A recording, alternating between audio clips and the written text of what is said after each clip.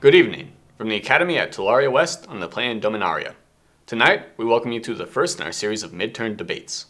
Tonight's format will be a free-for-all multiplayer debate covering both foreign and domestic policy issues.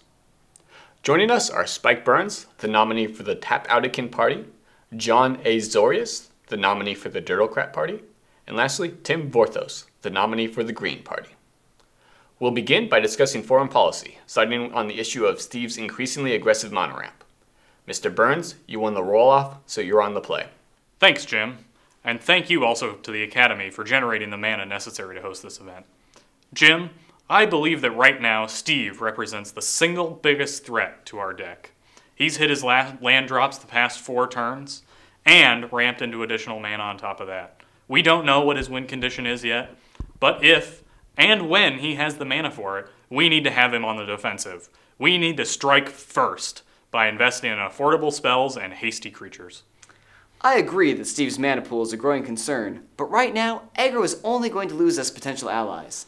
Laying on the pressure has been our policy since the beginning, and where has it gotten us? Jen stood with us against Barry at the beginning of the game, but just last turn she thought seized our hand. An affront to our sovereignty.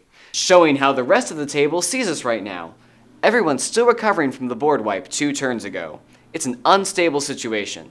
My plan is the same as what I've been running on since turn 3. Morph we can believe in. A coalition of colorless 2/2s that we can develop into a stronger board state as the need arises. And what I'm telling you is that the need is already here. Whether it's Steve's mono-green mana ramp, Jen's increasingly invasive control, or Barry casting as commander, we are looking at the rise of another comboist superpower. Mr. Vorthos, you've been very quiet on all of this. What do you have to say on this issue? Thanks, Jim. My party's international policy is the same as it's always been. Speak softly and carry a big beat stick.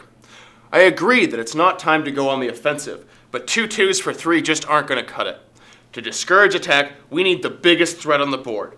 That's why I advocate following Steve's lead and developing our mana base.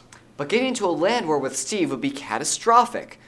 As far as our opponents go, I believe the greater concern is the rate at which Barry has been accumulating +1/+1 counters.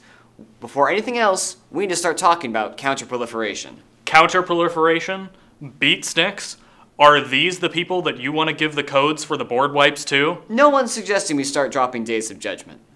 And by the way, what happened to calling it Wrath of God? It's fundamentally the same. Technically, it's not. And I think it's very important that we maintain a strict separation between church and board state. Thank you, gentlemen. With that, it's time to move on to domestic issues. We've only drawn 1 land in the last 4 turns, and many economists believe we may be heading into a mana recession. How do you plan to address this, and how would you direct our limited mana in future turns? Read my lips, Jim. Renewable resources. We're already down to 64. There's no evidence. Mr. Burns, Mr. Vorthos still has priority. Thank you.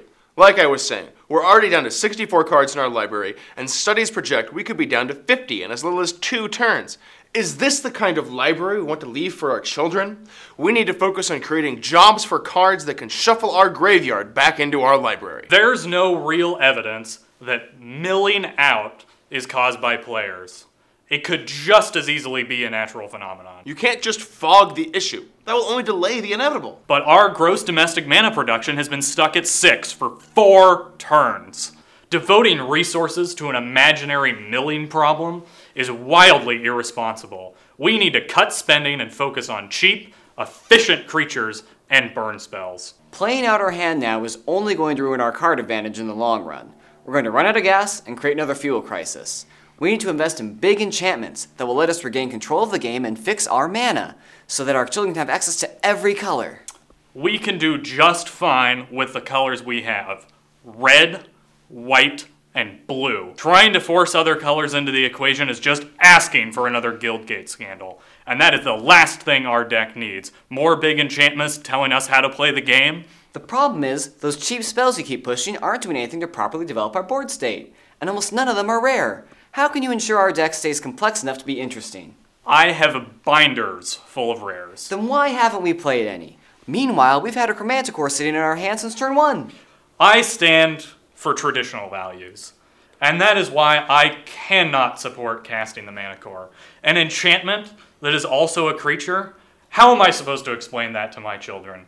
There needs to be a clear and distinct line between what can naturalize and what can't. Then what's our win condition? How would you suggest getting this deck back on track? We should look into a convoking plan. That way, our creatures can help pay for our spells. You're talking like a dirty comboist. What we need is what made this deck great. The good stuff. Cards that can pull themselves up on their own and provide us with the value we need. That's just the thing. Instead of asking what our deck can do for us, we need to ask what we can do for our deck. I don't think this issue is black and white. What about our right to bear tokens? We need to ban with other decks. Oh, I like will a not dirty be comboist intimidated by behind you. an iron Reaching. shroud? Now hold on just a split second. Gentlemen, I'm afraid our time is up. The next debate is scheduled for this Friday, where we'll be discussing the question of whether to reinstate the draft or just shovel up for another game of Commander. Thank you, and good night.